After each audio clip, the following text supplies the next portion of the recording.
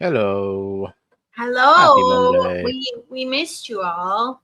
Indeed. Missed you. Oh But yeah, my Stephen sleep Dave, has been fucked up for a long time. well, because you've been spending every waking moment making content. That video was amazing. Thank Wow. you. Good Yeah, it job. was it took a long time. It's so Pecking away at it professional. every day, obsessing, re-recording crap. It's so professional. Wow. I mean, I can't even be bothered to well, one, make a content, and two, Make shorts. yeah, I mean, I don't even wait till cars aren't going by to film. You just get what you get. Yeah. I haven't made one in a while though, but things are going.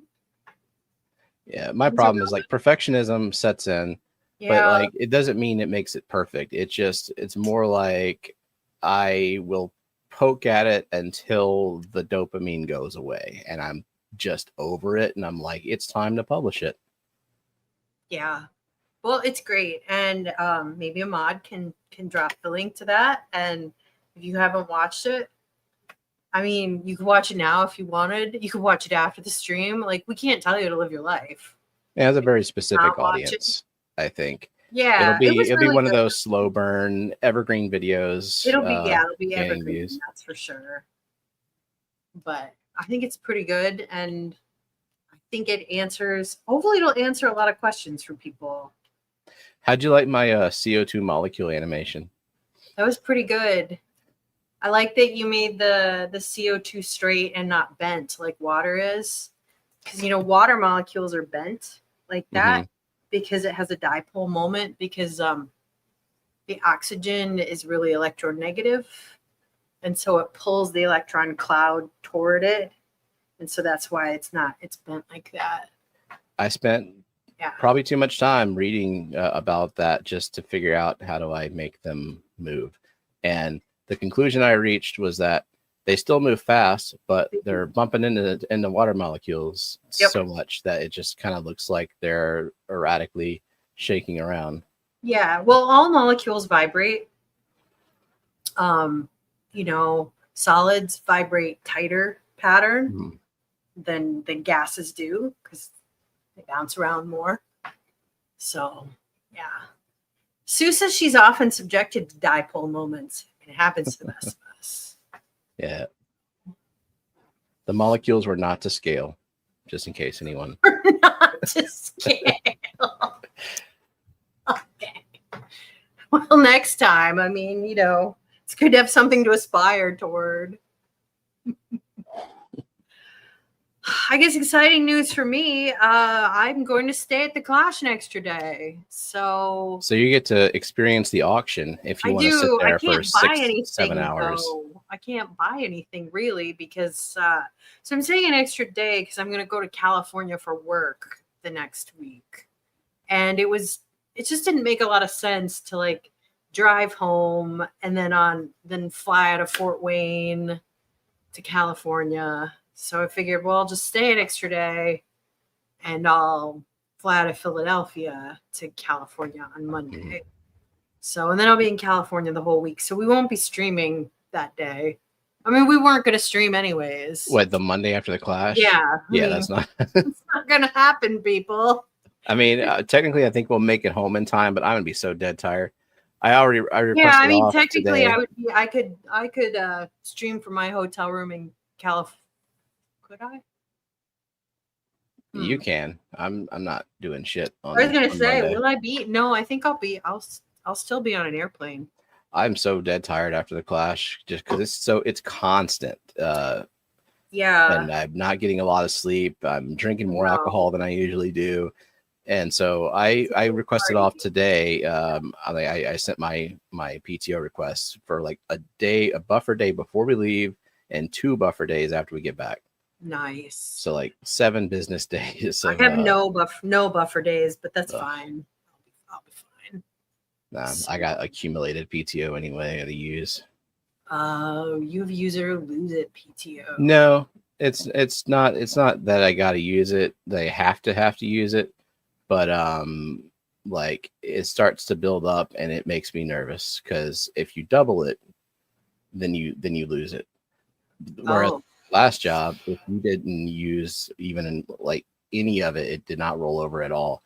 And then they went to the whole unlimited PTO, which we know what that means. It means it will be much more difficult to request off, and you will be treated like scum.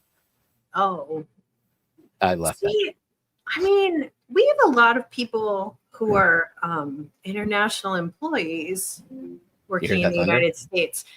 Oh, I do. So like they have to save their PTO up because like, you know, if they want to visit their families, you can't do that in a week, go to India or China or wherever. So they have to be able to bank their PTO. Yeah. I feel like my boss has like a bunch of PTO because he's been doing world travel for the last couple of years. Like he'll be gone for 2 weeks at a time. He'll just be like Kevin off Greece. Like, oh, all right, well, goodbye. That's cool. Yeah. Scam to not pay out PTO. Yeah, and I left right when they implemented unlimited PTO. Unlimited PTO is the worst. And I will never work for a company that has that. I had a lot of hours until they went to unlimited, and I quit, and I got nothing. But I don't care. I was so happy to go. Yeah. Not concerned about that. Let's see. Thank you, you. What kind of fish did you get, Scuba? I just saw you said, guess what new fishes I got today. So curious. All right. So Mandarin Gobi's got zigzag, lightning bolt, nearite snails. Ever seen those? And floating, was worried, but he doesn't smell. He was sleeping out of the tank in mire. Yeah, the nearites do leave the tank. That's what they do. Had one in Zachary's tank that would just love to go crawl up on the aqua clear. Yeah, they just kind of like to be above the water line sometimes. You know, I don't think a coffee table to die. I think they can be above the water, and they're okay for a little bit until they dry out and die. So, yeah. But it's what they do. I mean, they do weird things, make weird decisions. I'm looking right now to see if any might above the water line. I'm not seeing any, but they do it sometimes. Look at all that overgrowth. It's going to be bags of plants next month. Yeah, I know. Because I'm like, oh, should I trim? I'm like, nah, I'll just wait a month. And yeah. Now, the only thing that I've been thinning out, which I have to, or else I'll lose them all, are the freaking stems. Right. But, that's different. I don't have anything really that can't wait. So it will wait. It'll wait. Bentley was told he can't get sick because they're in trouble without him there. That's great to hear. Like, I can't have you getting sick. Well, that kind of stress will get me sick. That's bad management. You should always have coverage for people. I mean, what if you had a relative die? What if you had surgery? You know? Right. People have to be able to leave. No one should be that important. Scuba got a marble bisher baby and 2 blood parrot babies. Nice. Fun times. And you was asking what's PTO. A Fuzzy answered, it's paid time off. Yeah. It's an American, a rare thing in America, but we don't get enough of it. So. Yeah. I have worked for an international company, and my European colleagues, so they already get the whole month of August off for shutdown. I get a shutdown at Christmas, so do they. But they just started getting a 4-day work week, and not a bullshit 4-day work week where you have to work 4 10-hour shifts. No, they work Monday through Thursday. So jealous. I mean, it's not unheard of for Europeans when they go on holiday. It's not just like a 4-day weekend getaway type thing. It's weeks. Yeah, I mean, when we were in where were we? We were in Panama. I couldn't believe the number of Europeans there were like, oh yeah, we're going to this country and this country and this country. We're traveling for a full month. I'm like, does not happen when you're an American. That also is a lot of travel, though. Even if I were I had time off, it'd be more staycation oriented. But you'd have the option. Right. The option. I don't know. I guess like for me, I do like to travel. Jake and I have talked about this. Like if we had more time off, we would take more like instead of 1 week vacations, maybe like 2 week vacations. Yeah. You know, just make them a little longer. Cause like, you know, we also like to be home. We're not people who I don't want to live out of a suitcase for months on end. But you know, it would be nice to have a little more time off. A little more. And Sue said, recent meeting, we recognize you guys are working too hard, working too many hours. Also, nothing is changing. Not even a mandatory pizza party. A working lunch. A working lunch. God. So Foxanne says that YouTube is holding her membership hostage. Oh, that's okay. What is that? That's bullshit. It's not cool. It's not right. I still know where you live and you'll still get plants. It's all right. That's right. That's right. All right. Oinky says, thank you everyone for your assistance with my first time mystery snail midwifery. 4 clutches down, 1 to go.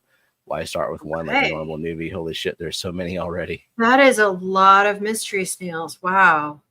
Awesome. Well, you know, you'll find homes for them, and you're about to go to the clash.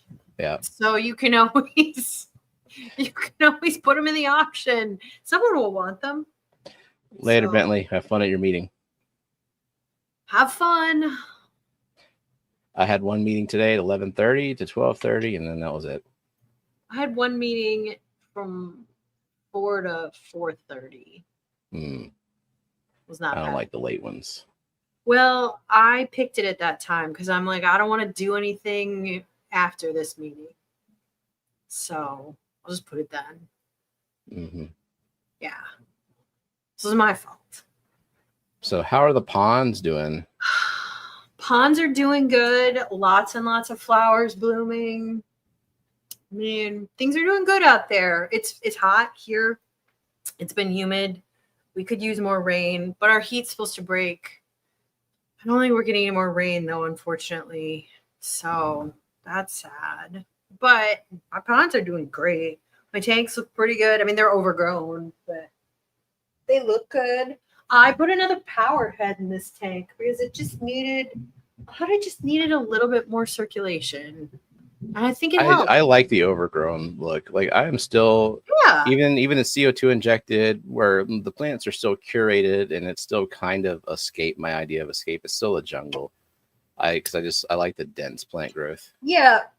I mean, really, the only thing I really want to do is like, see this giant patch here? This is all crypt lutea. And it's not intentional crypt lutea. I had pulled all of it and it came back from like one little shoot and it turned into that.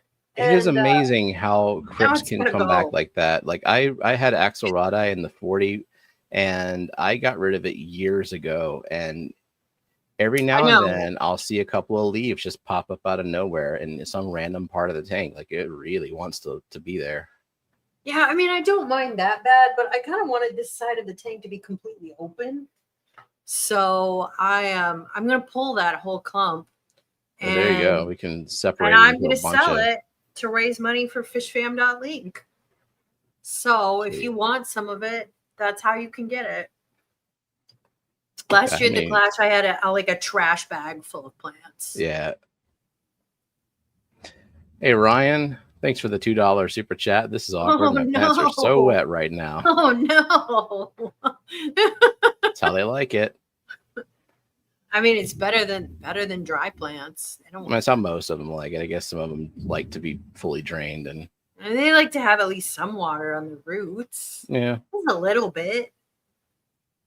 So like a succulent, not so much, but still has to have it. Just some. So Fuzzy says, looks like all that is in the Clash auction so far are tanks and a few decorations.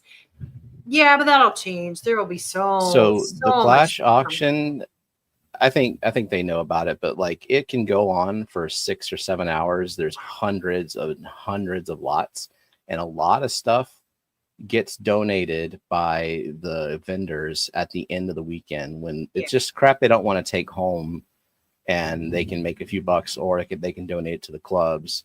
That's what we did with our leftover plants at the end of the weekend. I actually just put them. We didn't have a lot left, so I just put them all in a 5-gallon bucket and just said random plant bucket. And I think it went for like $80 or something. Oh, that's great. Yeah. And people who are in the auction sometimes will sell their fish they had in the auction. So, I mean, I can't buy anything because like going right to California. So, yeah. And I'll be in California the whole week. I have a training and then a quarterly meeting. So that reminds me. Oh yeah, June, by the way, I got the cards in the mail. I'm gonna email you and see if you want any other Fishfam Punks cards that you don't have yet. She sent me some what the fish cards to sign for her. So Mike's asking if I tried out, if I looked at the light that he had sent me in a link earlier. I thought this was very interesting. They used to have a company that was kind of like this, where it was like build your own light type of thing. Oh yeah, that's kind of fun. So this is something like different little modules that you can add. I don't know how powerful each one is, but it's interesting because you could just take a whole bunch of blues and reds and maybe like a couple of whites on the edge. Like you can mod it however you want if you're into that kind of thing. Different sizes as well. Yeah. And I mean, I guess the big thing I think is like non-negotiable in a light is a dimmer. It's got to be. Yeah, looks like there's some dimming capabilities. Am I freezing up? I don't know, not to me. Okay, making sure. Because the storm and the Wi-Fi is being all wonky, so making sure. My Wi-Fi is good. Jake put like a Wi-Fi extender on. I don't really know what those are, but wow, it made my life so much better. But like $75 for a 48-inch. That's pretty good. That's pretty cheap. Milwaukee Aquatics. So US based. There you go. June asks if there's any way she can purchase any of my plants. I mean, I'm selling them. I'm not shipping them. I'm taking them all to the Clash. So kind of the only way you can get them is if you go to the Clash or if I just give you plants, because I don't actually sell plants. This is the only time I sell plants. Yeah, you just have plants and then you harvest them in mass, and someone either gets a whole lot of plants or people get a little bit of everything. Yeah, I mean, like once in a while, if there's a benefit auction, I'll sell plants. Like I never like, the last thing I want is for my hobby to make me money. I mean, I just want to lose money at my hobby. Are you doing it right if it's not a huge financial sink? I don't think so. I mean, there was a time in my life where my hobby had to like, the plants had to pay the bills a little bit. I sold shrimp and I sold plants.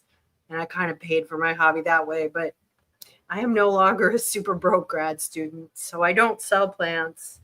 But yeah, at the Clash, I will sell them, but just to raise money for Fishjam.link. That's it. Nice. So a special occasion.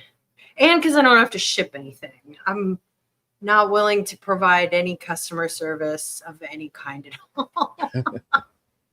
Yep. Like they've been growing here. You grow them there. Figure it out. Yeah, figure it out. I mean, I guess the closest I provide to customer service is when I give away water lilies. I always write up a guide that nobody ever reads. Nobody. I did. I guess one person never reads. Okay. Scotty.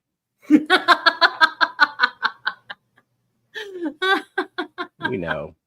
We know. Yeah.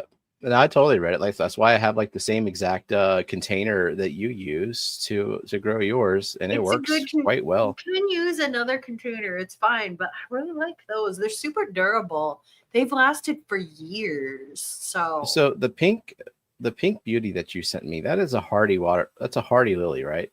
The yeah, pink. it's really So hard. why? This is the second time that you've sent that to me, and it's just done nothing. I don't know. I don't know. I mean, Like they have different light requirements. Could be my did only it get guess. pads at all? It got pads at the surface of the substrate, and then Okay, they but it kind of went never away. grew. It's Yeah, supposed to be one that can maybe do okay in dim light, but maybe it just never got enough light. maybe not. But I would say it's a pretty vigorous one. I mean, both Nancy B and I have found it to be pretty robust. Like Yeah. it gets. I'll try it again. The purple one that Nancy sent me, it's acting just like the Juan Visa, like sending up pads. Nothing's blooming because of the freaking That one I would not call super robust, and I would be surprised if that one would do well in a dim situation. Well, I have it in we the have 150, some more that we so can it's got the try most for light. you next year. You know, we'll try again with another Do variety. tropicals need more light? You know, I'm not an expert on all tropicals. I think they do. I mean, I can send you my tropical at the end of the season because I'm not going to keep it. So, and you can try it. It's really pretty, the one I'm growing, and it blooms every day. But I think that they will live year round in your climate. They may go dormant a little bit, but they'll come back. But for me, no, they won't. So Magnus said, just found out he's thrown away Blixa japonica for hundreds of dollars. Yeah, it sells really well for something that grows like crazy once you have it in the right conditions. I've paid money for that plant before. I've got a good little clump of it. It's one of my favorite plants. I love that plant. Yeah, I had one tissue culture of it, and it's grown a bunch of. And then I have an Alberti, the tall one now. I had a beautiful one of those, and it died when I was in Germany because my CO2 ran out. Just never. You can see it in the video when I show the 90. It's kind of short and it's not doing much, but it's alive. Maybe it just needs a little bit more light. Yeah, my clump was incredible. It was so beautiful and it was so nice, and it is so dead. Because I just found that plant. I mean, you said you can grow it without CO2, and I believe you.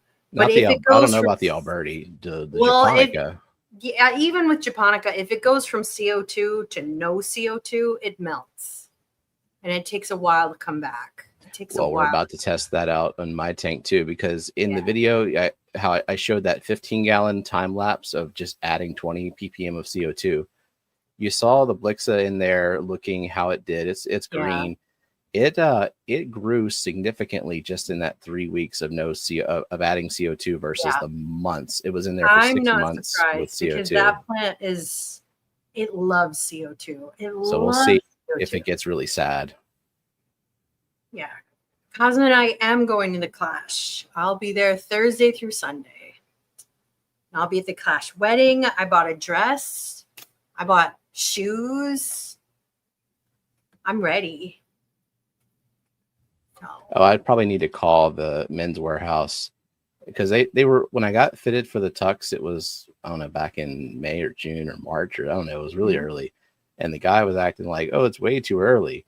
What if you, and I think he wanted to say gain weight, but he was like, what if you lose weight? And I'm like, yeah. So I don't know. And I was just like, oh, I'll come back or whatever, but just measure me now and get it on order. And now I want to make sure that they don't, they're not expecting me to come back and get remeasured. I just call and be like, hey, still fat. Let's get this going. Well, you're the same is the point. Yeah, I haven't the changed. Same, and you're likely to be the same.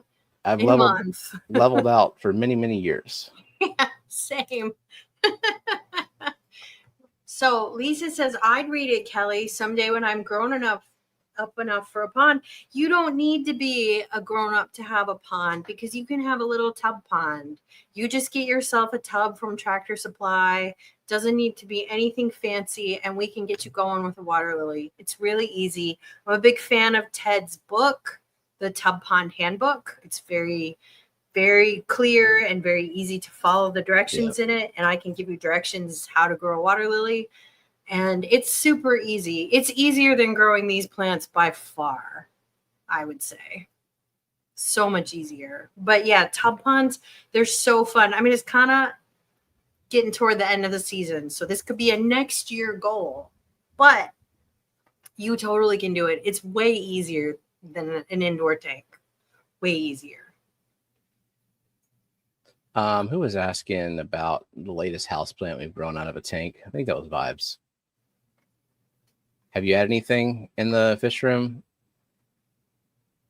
I had Monstera. Like I added the Monstera, and I've added that Aglaonema, the what you call it, the Chinese fern thing, or whatever it is. Yeah, I haven't added anything exciting. I mean, last year I added a bunch of stuff to my hydroponic wall, which, I mean, it looks really good. Like, it's yeah. I think my favorite thing, I added a Prince of Orange philodendron. I really like that. And I like the philodendron varieties. Lots of color. Yeah, and it's a very, very big genus. I don't know if all of them would do well, but the Prince of Orange has done really, really well. I'm really pleased with it. The Pink Princess is doing well. I mean, it's slow, really slow, but I mean, I may buy a house plant at the Clash or something, because like Jake can take the house plant back for me, and he can take care of a house plant. Like he's good with plants. So, but like I can't buy fish, or I could buy aquatic plants because he could just throw them in a bucket for me and they'd be totally fine, or in the fridge, they'd be fine. But I can't buy fish because he would have nowhere to keep them. So. All right. Well, this is a challenge. So you're on question number 2, Dade. We're giving you 5 questions. This is number 2. So I want you to think before you ask. Okay? Mods, keep track. Dade is on question number 2. All right. What type of aquatic plants that look like a bushy grass from outdoors and doesn't need CO2 and doesn't send runners and not a carpeting plant? Well, that's really limiting, because a lot of plants, they're kind of little bushy plants, send out a fuck ton of runners. So here, the only one that I can think of, and it doesn't need CO2 injection, but it's also not the easiest without CO2 injection, it's an Areocolla in Vietnam. It's one of the easiest Areos you can grow. It's the one that's said to not need CO2 injection. If you have hard ass water, that might go out the window. So yeah, it's going to be very slow. I don't find those very easy because they're so slow. Even with CO2, they're so slow. So slow. So I don't think but doesn't want runners. It's not carpeting. So if you want something that just kind of sits there like an ornament and may or may not melt on you, I mean, that's an option. I mean, because I did the feather duster, the Malaya tour. I mean, I guess you do that. I mean, it's slow. It needs CO2 injection. I mean, Blixa can grow without CO2. You've grown it without CO2, and that looks like a bushy grass, and it doesn't send runners, and it doesn't carpet. So that's an option. I don't think it's a terribly easy plant without CO2, though. I mean, you grow without CO2, but honestly, I kind of think it needs it, in my opinion. It's difficult. It's slow, and you got to make sure everything is so much better with it. So much better with it. So, I mean, otherwise,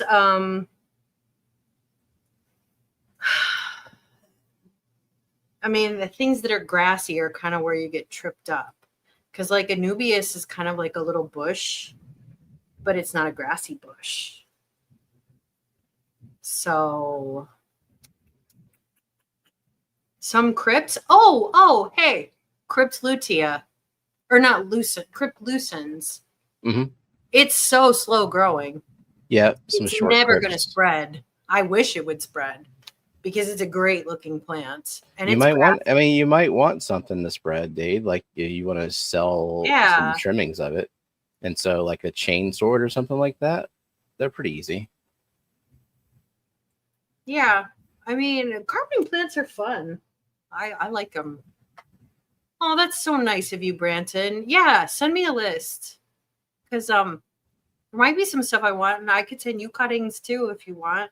I don't have that many. I don't have that many houseplants just because I have to keep them either in my hydroponic walls or in my terrarium because Fat Kitty. Fat Kitty loves or hates plants, He depending does. on your He's so mad at me interpretation. now because so I could not take one more minute of him on my desk while I work because he kept stomping on my keyboard and he would sit on my dock and then things would get unplugged from my dock. And he knocked over a drink on me during a meeting.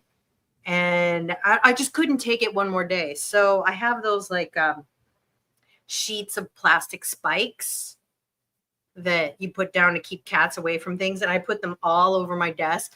And he's so mad. He's just so angry because he wants to be on my desk so bad. But I couldn't take it one more day. It's just done. Because cats. Yep. Just done. Like all day long, I would just pick him up, throw him on the floor, pick him up, throw him on the floor over and over and over. Just could not deal with it anymore. All right. The horizontal CO2 reactor from Aquarocks. I have not used it. And I'm not a huge fan of reactors in general. I prefer inline diffusers. But yeah, so that's the one that I have. I didn't build it. I built a reactor that's for the 90. This one's different. It's the horizontal one, and I have the clear acrylic one. I think they sell a metal one from Aquarocks, but I have the clear one. And when I first got it, I was like, this is just a reactor. This is same as any other reactor. And I started messing with it, and I did some testing, and now I freaking love it. And I think now the whole idea of like, now you don't even need a reliable needle valve. Now you can just blast the CO2 and all the excess is it's kind of like yes, but also no, because you still have to know what you're doing. You're still playing with other variables. yeah. And but it's really it's interesting because I tested it and I wanted to see what would happen if I just cranked up the gas and let it run in the 40 and babysitting the tank all day. And there is, so it's basically, it's a long ass tube, and one end has an inlet in the center with the CO2 inlet, little tiny one. The other end has an off center inlet, and that's our outlet rather. And you can rotate it so that the outlet is on the bottom, which means it supports a crap ton of CO2. And if you orient it that way and crank up your CO2, you'll kill your fish. Oh. If you know, the other thing that's annoying is that the Aquarocks does not send instructions at all. Oh, and if you do not look at the instructions, you can kill your fish if you think that it's going to be a foolproof way to inject CO2 in your tank. But if you go and look up there's a forum, I think on Scape Crunch, that talks about it. And the inventor of the whole concept there's a I think he has a calculator you go into, enter your tank dimensions, and then there's like the right size reactor for you. And then you orient it the right way. So it basically what it means is, depending on the fish, if you crank it up and enough CO2 goes through there, the excess really does bubble out and doesn't dissolve in the tank. But also every fish is different with what they can tolerate. So like with the rainbows, they get a little bit twitchy if I have it all the way up. They are a little bit sensitive. I mean, I know that like I don't inject as much as. But I am certain after testing it that this reactor would prevent killing the fish for sure. Like if something happened, there was an end of tank dump or something catastrophic, and I was gone for a day and I came back, they'd be gasping. I think they'd be alive. So that's there's something to be said about that style. Yeah, maybe that's worth considering then. That could be worth it. but it's either I mean, $100 or you have to DIY I really it. So. don't want to set up something though that like doesn't have any directions. Like, Well, that's yeah, you have to frustrating. search for the directions. I guess Aquarocks is selling it with the assumption that if you're buying this, you know what you're buying. So you just have to figure it out. Yeah. Well, let us know if you buy it, Daniel. Let us know what you think of it. Sounds like it could be an option then. Search Escape Crunch forums for more information about it, and like figure it out from there. Because I didn't even orient the outlet hole at first because I didn't even realize it was different, and then I looked at it and like, oh, you can rotate it, and so I have it at the lowest or the highest setting where like the least amount of CO2 can dissolve in it, because I got the biggest one thinking that was the one that I needed. But yeah, if you want to make it super foolproof, you would have to make your own. You DIY your own, and it would have to be specifically for that tank. Yeah. So, I mean, I would want it to be clear. I wouldn't want it to be metal because I would want to see the bubbles going into it, because otherwise, like, you need a visual cue to know when your CO2 is empty. Well, I do at least. Yeah, it's hard to really see what's happening. You just kind of see an air pocket across the top of it. Yeah, I guess you don't see a bubble at all. Yeah, you just have to look at your either if you have a drop checker or look at your bubble counter. All right. So Michael asks me, what plants can grow in 8.5 pH? It's really difficult. So I had really, really high pH, high KH, high GH water when I lived in Iowa. I had a KH of 22 and a GH of 22, which is as high as the API test kit went. So maybe it was higher. I did okay with Vallisneria. I did okay with Rotalas to some degree, just because Rotalas are so easy to grow that I could grow them. Brazilian pennywort is pretty easy to grow. It's really hard to find, but it's very easy to grow. I think that crypts, most easy crypts, okay, not pink flamingo, but pretty much any other crypt I think does just fine. If you're willing to inject CO2, things get a lot better. Without injecting CO2, it's pretty hard. So I would say that Sunset Hygrophila grew really, really well. That plant is not legal. So, you know. I mean, and then there's like your hornwort and guppy grass. And sure, and I never grew those because like I wanted kind of more of escape. So, that's the kind that are meant in Vallisneria too. Like they're meant for hard water and high mosses. pH. You just need a lot of flow for it to grow well. It does fine though. And not a lot of light, because they are, and unless you want to like be really diligent about keeping them clean. Yeah, but lots and lots of flow to keep it groomed. I personally just don't like mosses, so I don't really recommend them to people. Yeah. But yeah, you could try those, but it's really hard. If you can do RO, your life will get better. If you can do CO2, your life will get better. So, you know, just think about it. So Brock asked if it's okay to change a small percentage of water with distilled water to bring down TDS, as your 46 gallons is at 296 ppm. So you're going to need to do more than a small percentage, right? So if your TDS is 296 and you add 50% distilled water, you're going to bring your TDS down to about 150, so half of that. So, you know, you have to think about it mathematically. So it's not a small percentage is not going to do much. You'd have to do a lot, and you can. That's what RO water is. Stephen uses RO water in some of his tanks. Dee Dee uses RO water. Mike, All Things Fish, uses RO water. So it's a thing you can do. Like, buying distilled water gets expensive and cumbersome. And if you want, like, but in terms of will doing this change affect what's in the tank? I guess it depends on what kind of species you have in there. We don't know what all the sensitivity of every species is. Every fish I've ever had respond, other than like fry. You don't want to like screw up the water parameters with fry and do drastic changes. But with every fish I've ever had, they responded perfectly fine to fluctuations Yeah. in TDS, water hardness. I mean, I got 2 of my tanks when I decided to go RO. I brought them within a span of a day or two. I brought them from 7 degrees KH down to 2, and now what I'm doing now is trying a 0 KH setup with them and seeing how they do. Just because I'm around, I can do water changes, and so I'm not concerned about anything catastrophic. Yeah.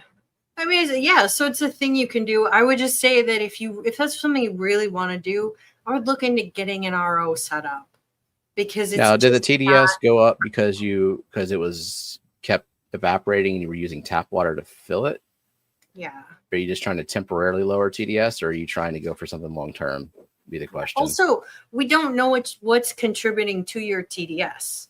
Yeah. You know, you need to know your KH and GH and your pH too. That doesn't contribute to TDS, but you do need to know that for other things.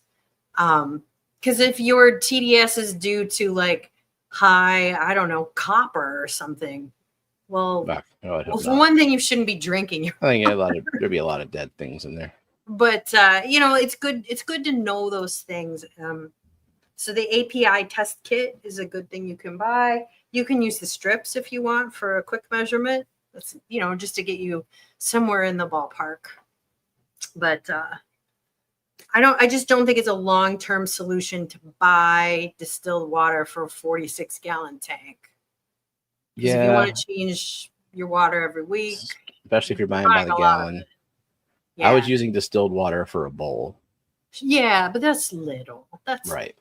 Yeah. TDS equals stuff in water. Yeah, so Moose is just harassing me with his whole TDS thing. And, you know, TDS was the secret word for 2 weeks. And the week prior, nobody even said it. We had to really heavily hint at it last Friday to get somebody to say it. So where were you then, Moose? I said the secret word once. I said hot.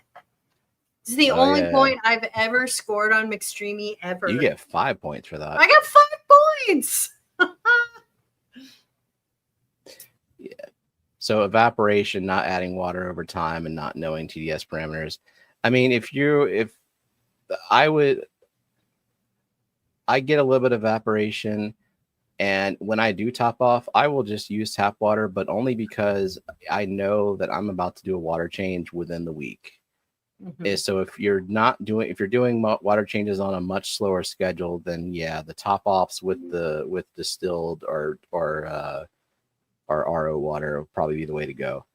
I would recommend water changes. That if you are having such an increase in TDS from evaporation that it makes a difference, you need to do more water changes. Like, I mean, even if you only want to do 1 water change a month, it shouldn't be that big of a change.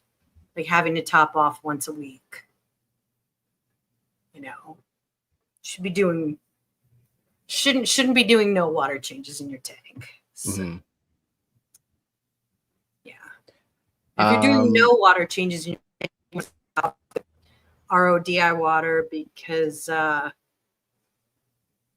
your plants and fish need those minerals too, and they're going to use them up. So, yeah. Oh, an outbreak of the worst kind of algae, cladophora algae. You're losing your mind. Oh, sorry to hear that. That is a plague of an algae. What's it growing on? Is it growing on wood? Is it growing on top of your sponge filter or on a pre-filter? On your it likes to grow. It likes to grow on bare things. If it's growing on plants, the solution is just to get the plants healthy. But otherwise, if it's growing on plants, I would recommend getting rid of the plants that are infected, because don't try to save a bad plant. It's not worth it. Like if you have leaves that are badly covered in it, just cut them off. Just cut them off and throw them out. Mm-hmm. Don't try to spot treat them with peroxide or anything. Just get rid of them. It's the way to go. Then they'll put out new healthy growth. If you have hardscape that's covered, you can take your hardscape out and you can treat it with hydrogen peroxide. and just pour it on and it'll kill it. And that's fish safe. It's not going to hurt your fish. And then you can put it back in the tank and then it will die and your fish will pick at it and clean it off. And then it will come back. It turn pinkish and purple. Those spores, it may come back. Yeah. The spores are just impossible to get rid of. Now, yeah, I've not tried this myself, but so Grant from the Garden of Eden, he has, how many, 500 tanks or something like that, just a ridiculous number. And he's dealt with cladophora, and he has, I forgot the name of the product that he used that he swears by and says it's really helpful in getting rid of cladophora. Your mileage may vary, but that is a method. But ultimately, especially if it's growing on slow growing plants, then that is a sign that those leaves are not doing well and algae is taking advantage of that. So the first thing that you would want to do with those slow growers, besides trim those bad leaves off indiscriminately, is put that slow grower in much lower light to give it a fighting chance. Or you could raise your CO2 if you use if you're CO2 injecting, yeah. But if you're not, so I don't think I have cladophora in any CO2 injected tank. I don't get cladophora. That's not an algae. I do, but I get it in low. No, I do have it in the puffer tank. The puffer tank is a high bio load. Yeah, I get some spot algae, some dust algae, and then my worst algae is hair algae. That's my worst algae. Ugh, yeah. Once in a great while, I get staghorn algae, but that goes away. Cleaning my filter usually takes care of it, but I have had cladophora algae, just not in Fort Wayne. So not in the last 5 years. It's like I also don't get black beard algae. I just, with this water, I don't. Not gonna wood. But the puffer tank is gone through the ringer: hair algae, cladophora, black beard. But I had at one point I had 3 puffers, made 2 of them RIP, but and like 20 something tetras and a bunch of coolie loaches is very high bio load. That's one that unless I am like very diligently just vacuuming the wood in there, vacuuming the substrate and all the snail piles and food piles and stuff in there, then I'm going to get algae, and I just accept it's got algae. It doesn't have any fast growing plants in there either. So yeah, it's just a battle, and a battle that I don't even want to fight. I'm just letting things be how they are. So Absolute Shambles says, yes, most tanks have CO2. I got it from buying plants on eBay. Never again. I would throw out the bad plants. If they're damaged leaves, unhappy. If it keeps coming back and they're just throw them out. It's not worth it. It's not Brightwell Razor. It just came to me. Okay. Because Zen said aquachar, and I'm like, no, it's not that. It's Brightwell Razor. And the aquachar. It saved a lot of shrimp.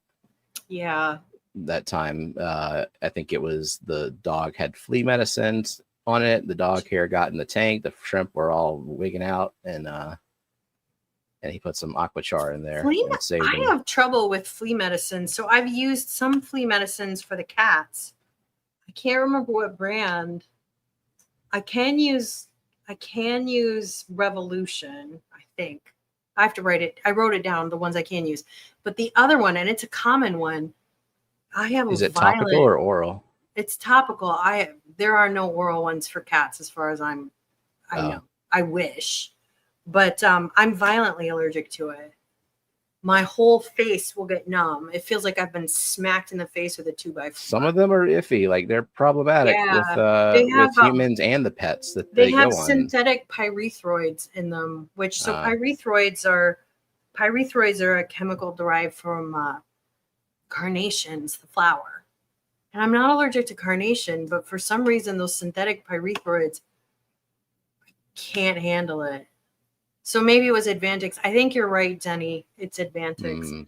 It was so bad. And it's not like I purposefully get it on my face, but you put it on your cat goes all over your house and they get on your pillow and they want to rub up to you, and so it just gets on your face. I'm violently. Lillian came to me a couple of days ago, and she's like, "What flea medicine do we use for the pets?" And I don't remember. It's an oral one though. And for the dogs, there's an oral one, and it's fantastic. She said, "I just went down a TikTok rabbit hole about a flea medicine that can kill pets." Like, oh well, I don't think we're using that one. Yeah, I mean, also a TikTok rabbit hole. Like, who knows There's a what lot of kind them of you can go down. quotes in that? Yeah. Yeah, but anyways, cats, man, just another way they can ruin your life. Just one more way. And you have so many. So fucking many cats. Just multiplying your chances of life ruining.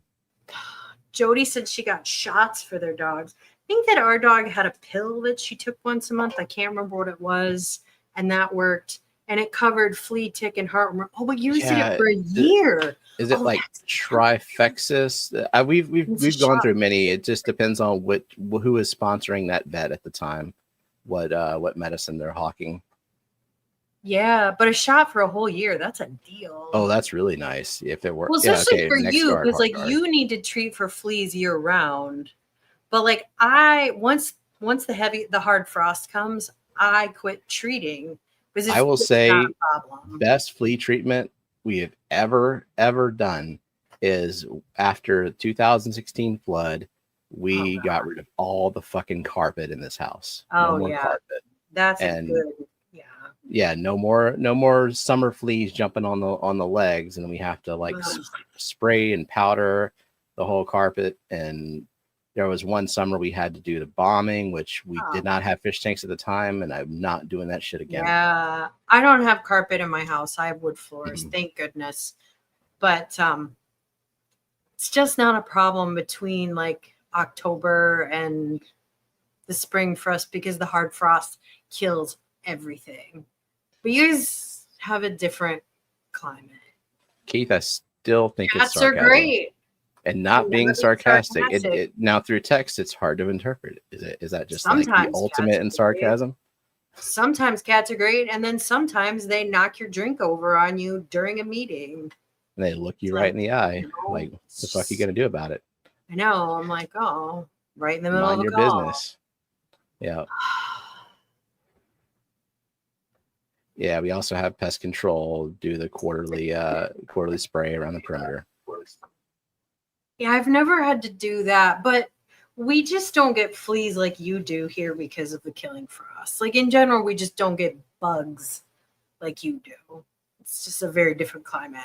Fleas and mosquitoes. But that's good to know about the shot, Jody.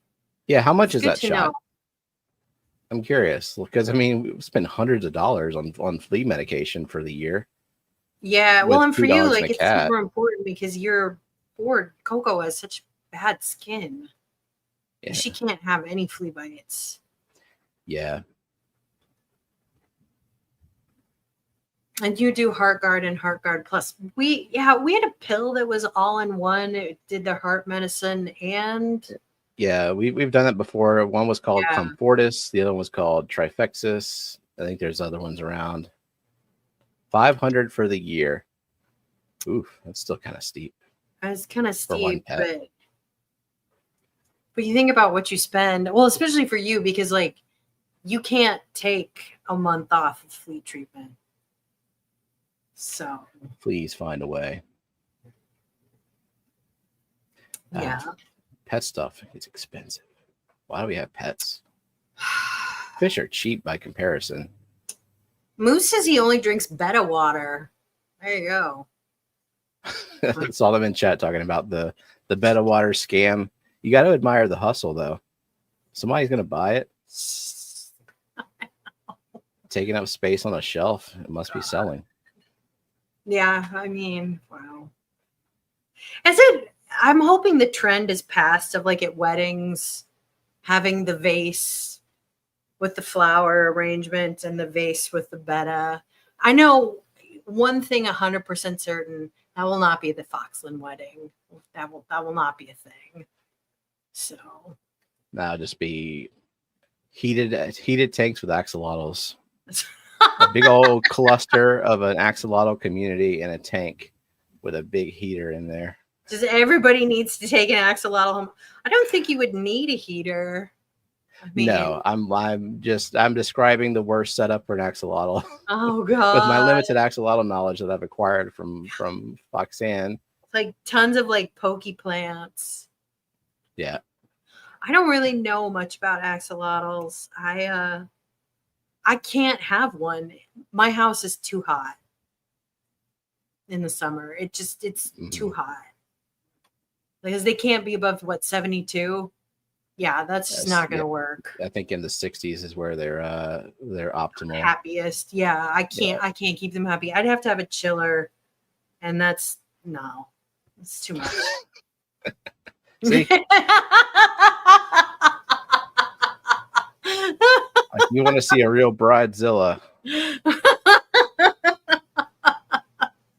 So Scotty has sent me this photo. Dun, da-dum. So that is not Pink Beauty. That is the tropical. That is not my lily I gave you. Because my lily is not happy that you have it crowded. And that tropical, if you put that tropical in a plant that would make it happy, like you can look how chlorotic that leaf looks. That leaf is not happy. That tropical should be blooming every day. Multiple flowers per day. So this is the one. How many other lilies is it sharing space with? 2 that we know of. 2 total that we know of. There could be more. A flower. And if you weren't looking for flowers, then it's a nice surprise. It's kind of like me. I don't intentionally breed, but when I see a fry around, it's like, ooh. There you go. Whereas, like, if a lily doesn't perform for me, if it's not blooming all summer, it's out. It's executed. It's out. No more. A new variety I'm trying this year, Zoufei, though, it's making the cut. It's pretty good. It stays super tiny, and it flowers pretty reliably. So, and it's pretty. But other ones, I think I'm not going to grow Helvula again because, while it does perform well and it blooms well, it's kind of lame that the flowers are only open like 2 hours a day. So I've grown it for 4 years. I think it's out. I think it's done. Yeah, I get annoyed when I go out and I wait until like 4 to go outside and the flowers have already closed up. Like, come on, we got so much sunlight. Well, and that's kind of hardies. They're more day bloomers. But I would say that like Sue, I'm growing for the first time, it seems to open earlier and stay open later in the day. Plus the flowers grow up out of the water. The flowers are huge and it's started blooming earlier in the season. So it's a really good performer, but I think it needs more light than you can give it. So I don't think I would send you that one. I don't think it would be happy. But anyone else, though, like, I'm super happy with that one. Super happy. So, yeah, flea and tick, second shot for heartworm, but it lasts a year. If they made a shot like Comfortis that lasted a year, I would pay any price for that. For the dogs, for sure. Yeah. Right now we're just sort of keeping it at bay. With Coco's got her custom vaccine that they concocted for all of her weird ass allergies. And I mean, she did seem a lot happier than last time with her. It's night and day, and like it's not perfect. Even with Apoquel, like they still get a little bit rashy, but it's so much different. And like when they had really bad flare-ups and they would go on what's it called, steroids, and you can't give them that for very long. No, humans can't either. There's only so many steroids you can take. But yeah, it's like a complete personality 180. It's true because she was kind of a skittish and less friendly dog 2 years ago, and then last year she was so friendly and sweet and loving. And it's probably just because she felt better. Yeah, and I think she wasn't friendly because she didn't want to be touched because she didn't feel good. I mean, I can't imagine what it would be like to constantly be itchy like that. It's got to be. I mean, like I've talked to people who run clinical trials, and like the worst side effect for any drug is uncontrollable itchiness. It's just miserable. Just miserable. That happens to me sometimes with pain meds. Interesting. I mean, I get itchy in the summer just because I don't know. There's so many mosquitoes, and it's just itchy this time of year. But the worst I've ever had was when I went to the Bahamas the first time. I went to not really a tourism island. I went to one of the family islands. I was teaching at a university, and they had a field station that I stayed at, and it was just beautiful there. But I got bit up so bad by sand fleas that it looked like I had, I don't know, just the measles or something, just a skin disease. And the itchiness, like I would take Benadryl at night just so I could sleep through the itchiness. On the way back, the flight back, I itched a hole clear through a pair of yoga pants, the leg of one, because it was maddening, the itchiness. Yeah. I would not go to that island again just because it was so bad. But I've gone to other tropical islands. I wonder if there's a preventative. Like, could you just like soak your leg and some kind of I mean, you can try like mosquito repellents and stuff, but you're in the water and they wash off, and they don't seem to be that effective. Some people will start taking garlic pills before they go. I don't think that really works. I didn't see it work on anyone, but what does seem to help is if you live there, even if you're white like me, your body no longer has the histamine reaction to them, and you don't react anymore. Mm-hmm. You just don't react anymore. So, but like I had a little bit in Panama, I was kind of itchy, and like even mosquito bites, I found the mosquito bites I got there were so much itchier than the ones up here. So, so Janice is the worst itchiness she ever had was surgery. It was the nerves healing. Ugh, yeah. Not fun. Not fun. So yeah, poor Coco. I mean, that's why she was, her personality was completely different because she felt better. Poor dog. Do we have a little dog cat debate going on in chat? All right. I mean, I like dogs and cats. Cats are lower maintenance in terms of their care, assuming that they're health-wise, they're okay. Yeah. My dog passed away 2 years ago. The relationship you have with a dog and you have with a cat are different. It's just different. It's just like you love different people in different ways. So, I mean, I love my cats, but God damn it, they're so oppressive. Are you ever gonna get another dog, you think? I think so, yeah. Especially after spending the weekend with some dogs. I'd maybe really miss dogs. We would get another small dog, like a small medium dog, like the size my dog was. We've talked about getting like a Westie or a Schnauzer or just some mutt from the shelter, but not a bigger dog, because I think one that would be too much for the cats. And I've always had smaller dogs, so. But yeah, I do miss having a dog. I think soon enough we'll get another dog. Yeah. All right, Zen. Time for a poll. I started the poll. That's controversial. Yeah. See how that goes. Brandon says Funk gave me an itchy anus once. With his voodoo. Yeah. That's okay then. Yeah. Preparation H. Maybe you had pinworm. My sister's kids have had pinworm.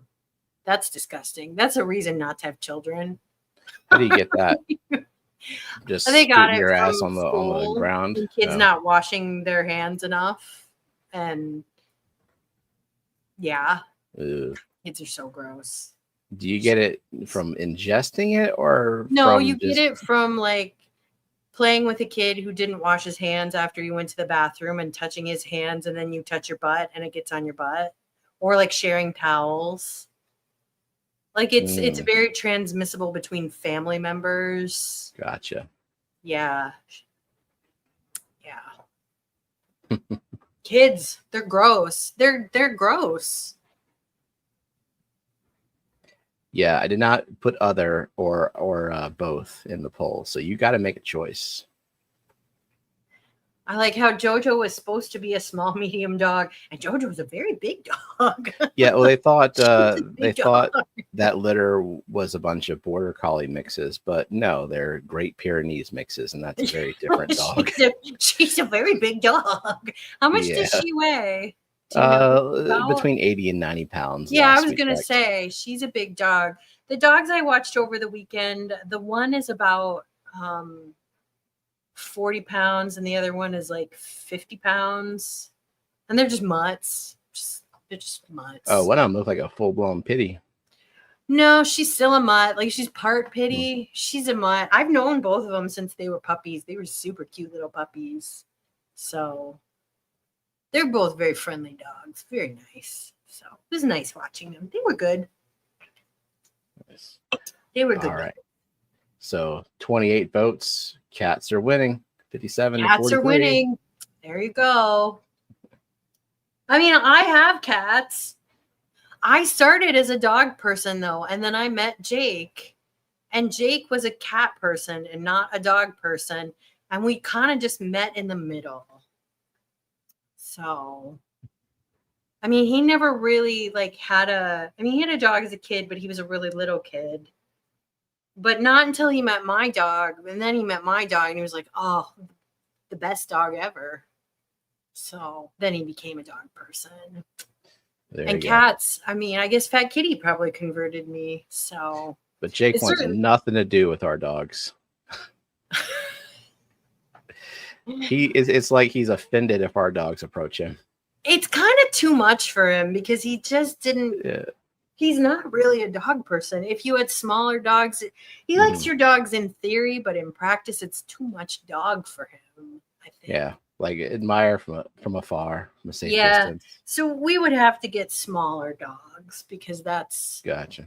That's more his speed, but that's okay. I've always had smaller dogs, so I've never had a dog bigger than 20 pounds, so pretty small. Am I interested in judging at the Clash again? Yes, I need to sign up, Jenna. Jake and I will both judge aquascaping. We'll do that. Do you want to attend the Sue Harkey, Ted Coletti boot camp that's happening Thursday, I think? Do I need to? I don't know. I'm just going to judge the way I judge, whether they train me or not. I mean, you get what you get. You can just go and heckle. And for aquascaping, like, are they training us how to judge aquascaping? I mean, they're not aquascapers. That's yeah, probably not. I bet it's more fish focused. Yeah.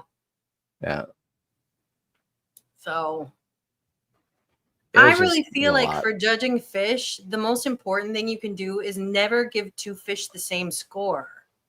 Because if you don't give two fish the same score, like, they'll be ranked. Yeah. That's how I do it. But some people don't. They're like, well, I just judge the fish that's in front of me. What if they Well, you're the only judge for the classes. There's only one, as far as I know, there's only one judge per class. Other aquascaping, there were like 5 of us, but yeah, so don't give two fish the same score. Like, you need to one has to be marginally better than the other. Yeah. There has to be some metric. It's like when I would grade things, I would always like spread them out a little. Get a good curve. So. And Jen wants to just go judge the people at the. You know what, Jen? You can judge me if you want. Maybe my finnage won't be that nice. Maybe my deportment will need some work. What does deportment mean again? It's behavior. It's okay. It's fish posture. I see. I mean. So I just approach my fish and be like, I was unhappy with your deportment today. I was unhappy with your deportment. Do better, fish. Do better. Mm-hmm. Do better. Oh, 51, 49, 35 votes. Represent. Fuzzy says, I wonder if fish people like cats better because they're chiller. I don't know. The no pet was more chill than my dog. And my cats are not fucking chill. They're not chill. I mean, Tiny Kitty likes to scream at me in the middle of the night. Fat Kitty won't stay the fuck off my desk. I mean, they're not chill. But the dog, she's just the best dog. She's the best dog. Yeah, I mean, puppies are harder than kittens, but once you get a dog trained, they're pretty good. Pretty You just chill, stay especially once they consistent get with them. older. Yeah. So. Oh, is anything? Thank you. I bought a new dress for the wedding, and it is pretty. It's pretty awesome. I'm quite pleased. I'm quite pleased. Speaking of attire,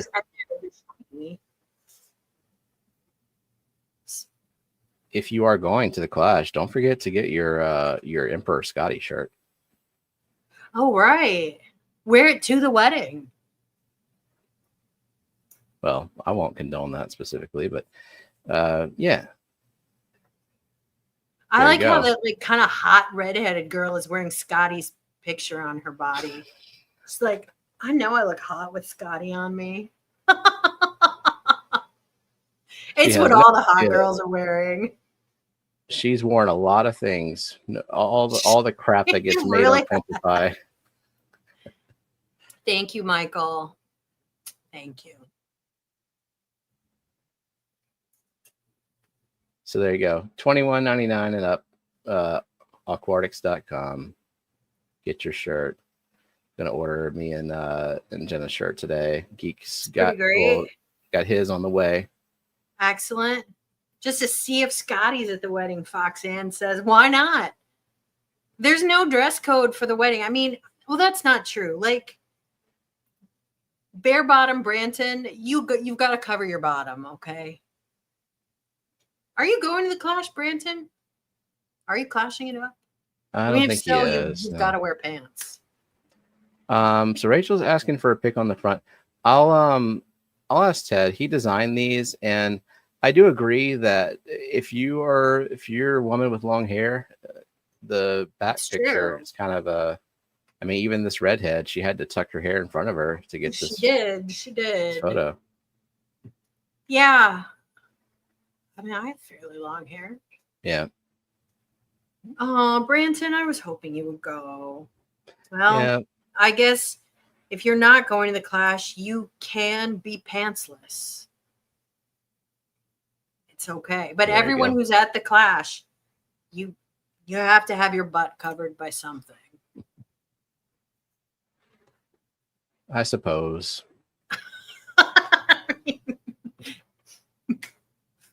Cats are still winning. Only 38. Cats are still winning. Wow. I mean, I love my cats, but I hate big dogs. Well, we could keep talking about cats and dogs the rest of the stream. I mean, we could. It's very controversial. It's kind of leading people hating me, probably. I'm okay with that. Christopher says that, wow, you've completely outsourced the litter boxes to your family. So have I. Jake does the litter box, but I got a litter robot, and it was a lot of money. It was Jake's Valentine's Day present I got for him, because who says romance is dead? And it's awesome. I love it. I cannot recommend it highly enough. It's just. We had something for a while called. Oh, thank you, Jody. I'll get to that in a second. Yeah. We had something called a cat genie, which instead of automatically scooping it, it actually washed the litter. It was plastic pellets, and it would wash the urine, and then it would scoop out the poop, and it would it had like a little blender thing, and then it would mix it with water, and you would send that down whatever drain you hooked it up to, like your laundry drain or something like that. Don't get very good reviews. Well, because there's so many mechanical parts that have to work perfectly for the whole thing to operate and do what it's supposed to do. And it mixes it with water and a cleaner, and then it heat dries the litter. Oh, that's and if the scooper misses the poop, and there is still poop in that litter, the thing doesn't know that there's poop in there, and it will still heat dry that whole fucking thing. And and that's what your house is going to smell like. Oh God. And so that was a big flaw. The other drawback was that those plastic pellets, once they've been washed with that cleaner enough times, they start to get a little bit tacky, and so the cats would track them everywhere. Ooh. And you would just find plastic litter pellets in the bed, and it was just unacceptable. Ugh. So great concept, but in practice it just did not work. Yeah. The litter robot, it has you can use ordinary litter, any clumping litter. So not every litter under the sun, but a lot of litters. We just use like Arm & Hammer slide, which is a clumping litter. It's not expensive. And it has like a rotating drum. So it has sensors and an app, which is kind of ridiculous. But it sent once the cat leaves, it waits a few minutes, long enough for it to clump up, and then it rotates the drum, and then the clumps fall into a drawer, and then it dispenses a little bit of clean litter to top it up. And it works great, and I love it. And Big Kitty, when we would travel, I mean, if his litter box wasn't pristine, he would protest pee everywhere. Yeah. But since we've gotten the litter robot, he's completely happy. So it's completely taking care of the problem. And changing the litter box, it takes Jake all of like 15 seconds now. So there's no scooping, just once a week.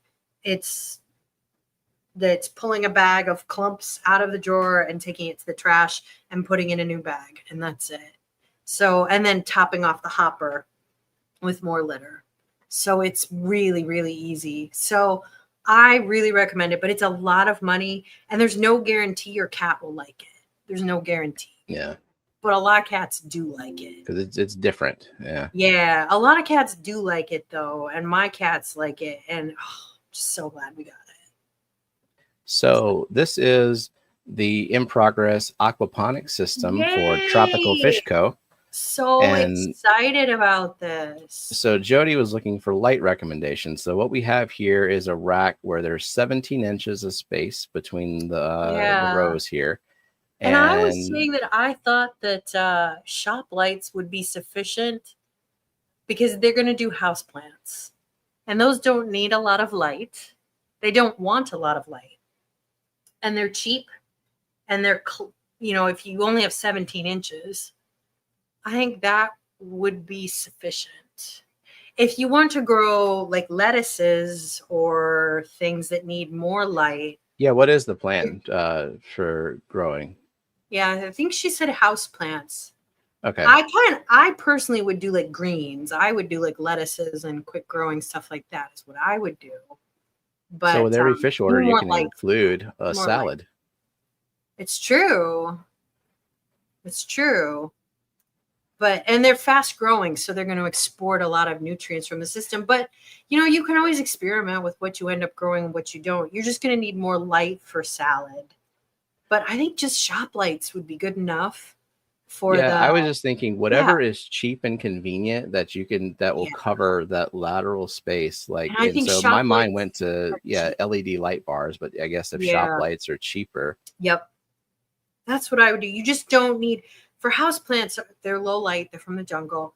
They just don't need, they don't need a lot. So, but try Can't sell produce, but we'll grow some for ourselves. That's why it's free. It's free. If you want to do a little bit of produce, put grow lights on, like seed starting lights. So, and you can there's all kinds of different seed starting lights you could try. And you could put them on just a couple of the racks to grow some lettuces and stuff for yourselves, which would be kind of nice. But for house plants, just cheap shop lights. Yeah, so pothos and the like. Yeah, so that doesn't require a lot of light. But maybe something upgradable. Maybe if you want to just start with LEDs. Stuff. Yeah. I mean, what you don't eat, your chickens can eat. So it wouldn't go to waste. So, you can always add more to that. And I would just do seed starting lights, grow lights. And I would look at Greenhouse Supply for those. That's probably the best place to get them economically. Oh, if you have cheap seed starting lights, you could experiment with those. And then I would go Greenhouse Supply for them. Otherwise, try some cheapo shop lights. Wherever you can find them the cheapest will be good enough. You certainly don't need to blow money on Chihiro's lights or even like aquarium lights. It's too bright. It's too bright. You think so? Yeah, I was just wondering if a cheap dimmable LEDs for expansion purposes, like if they do decide to start growing something that needs more light. Yeah, I mean that's where I think the cheapest option and best option is going to greenhouse supply, because that's where like growers get their seed starting lights, like organic farms and you'll probably bigger find lights there that can tolerate massive humidity versus like if you put a freaking Higer on here, who knows? Yeah, it gets a little bit too wet. I mean they would be better made. So yeah, greenhouse supply has a pretty good reputation. And they outfit much bigger growers than you are. So I cannot wait to see this setup. Yeah, I'm super excited. I think it's a cool idea, and it's a way to keep your well water clean, which is really cool, because you don't want to be adding that many nitrates back to your well that your family uses, or to the groundwater in general. There's enough runoff of nitrates because of Iowa, because of farms. So I do think it's a cool way to clean the water. Oh yeah. So yeah, I would do some pilot testing, Jody, with just some of the seed starting lights you have, some shop lights, and just see, like, with water from your own tanks, how long it takes it to like drop to whatever you deem to be an acceptable level of nitrates to dispose of. Probably below 5 ppm, I would say, because like you don't want it to accumulate in your well. Okay, so your well tests 0 ppm. That's great. That's good for your family too, because like that's clean. It's just hard. That's cool. Yeah, that's good. But like, because humans, we can tolerate nitrates, but high nitrates are not good for us over time. So what is high nitrates for us versus fish? I'm not sure. Like, but is it in the thousands for us? I mean, versus... the EPA has standards. Oh, no, it's not thousands. It's below that. The EPA has standards that wells should not test above and municipal water shouldn't test above. So there's a Kelley meme. I'm going to have to check that. Let's see what...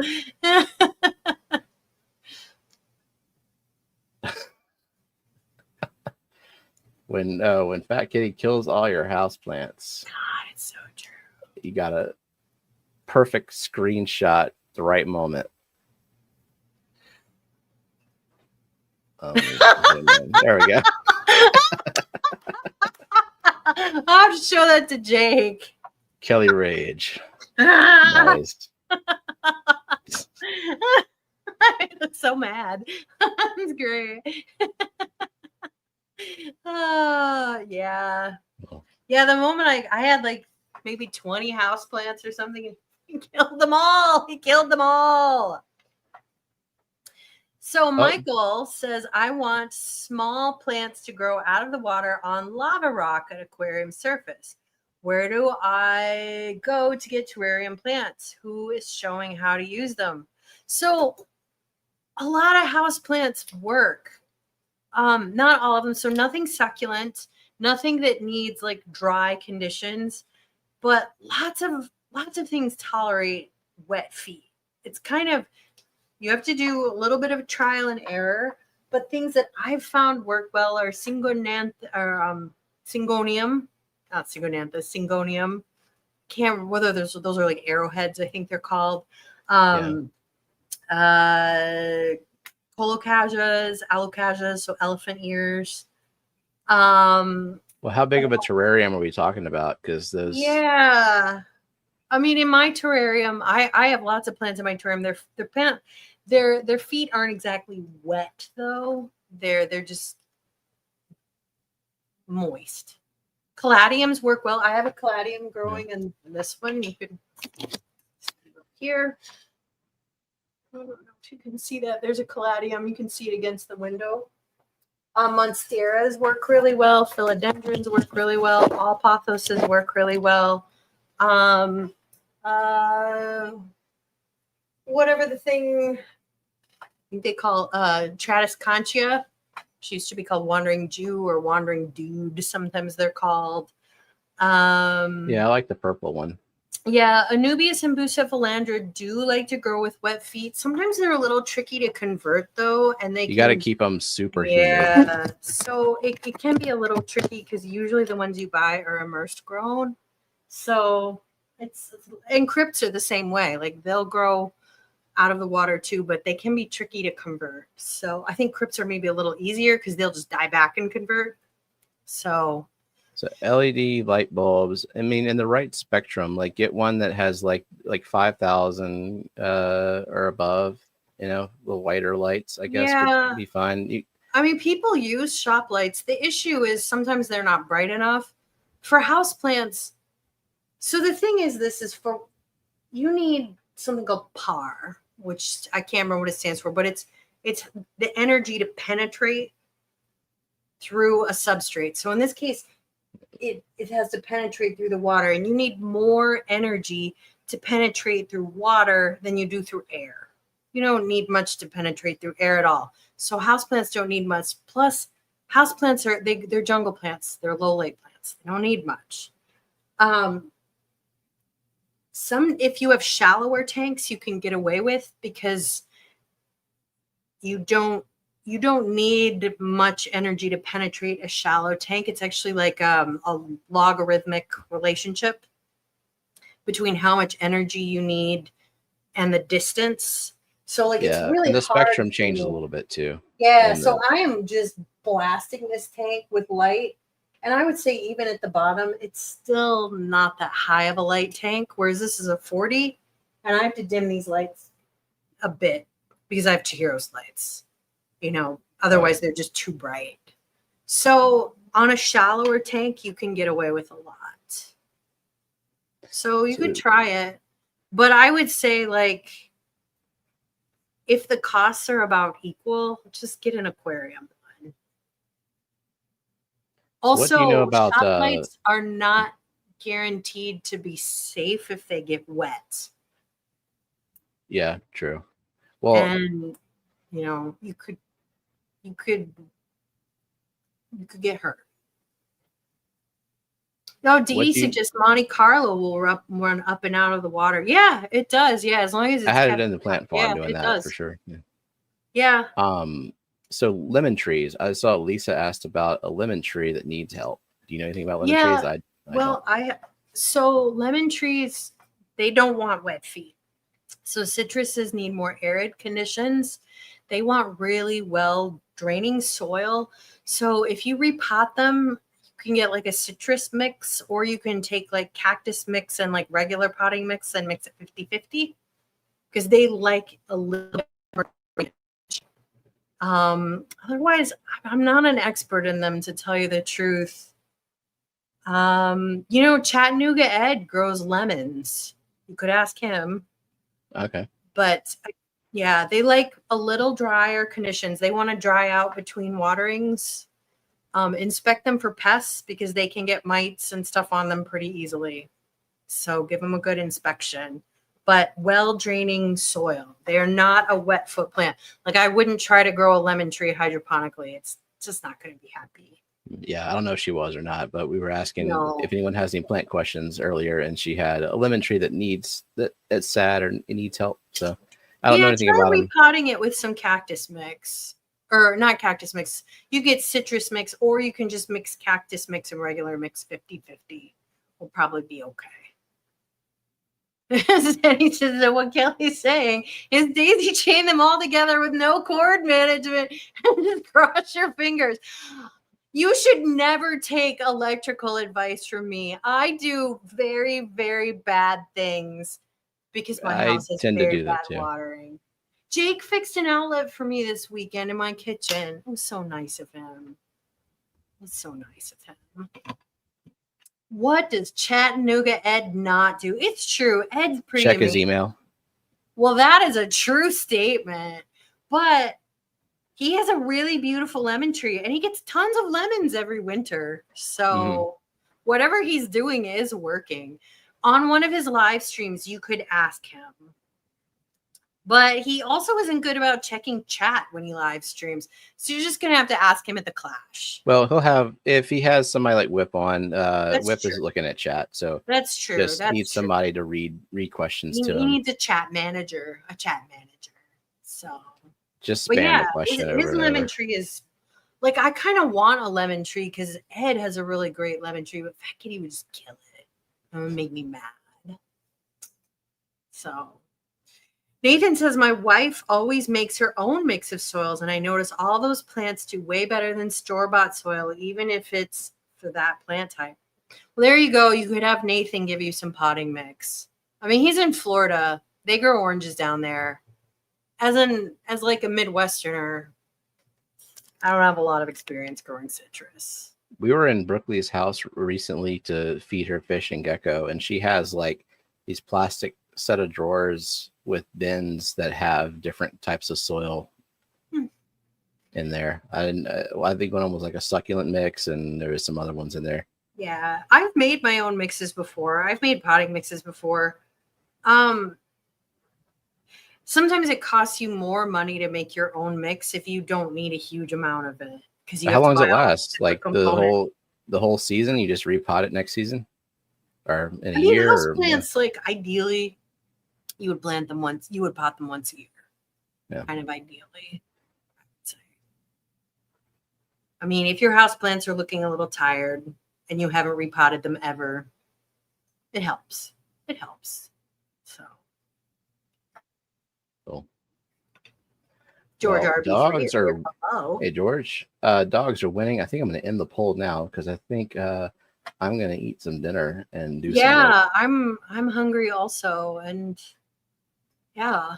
But we missed you guys. It's good to see you all again, and a lot of you are going to be at the Clash, and I'm getting so excited about seeing everyone there. I've missed you all, and if you're on the fence about whether to go to the Clash, like just do it. Just do it. Because like this would be a big one.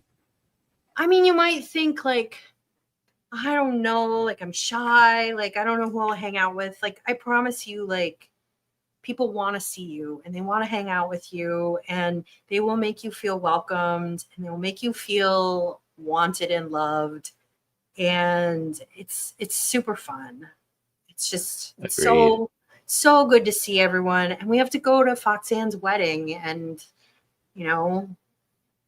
frighten her family a little bit. Come to the Clash and give Foxanne a hug. Allowed this year only. That's right. Yeah, I don't know what's for dinner. That's a Jenna question. I think I'm gonna have pasta with tomatoes and like caprese pasta, because I just picked a bunch of tomatoes today, and I love tomatoes, and I want to eat them every day. So, well, with that, I think we'll shut her down. I'm hungry. So yeah, thanks everybody showing up. See y'all next week. Bye everyone. Bye.